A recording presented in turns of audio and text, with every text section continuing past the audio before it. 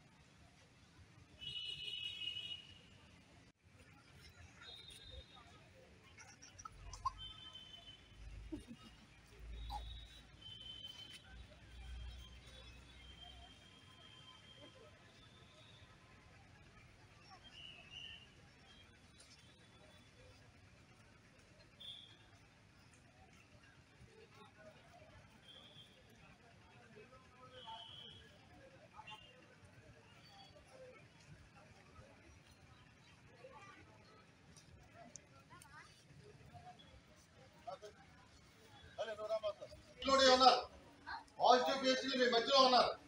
మీరు దగ్గరగా రాష్ట్రం పూర్తి తిరుగుతున్నారు. మన ఆరోగ్యం మన చేతుల్లో ఉంది. మీకు ఎన్నిసార్లు చెప్పినా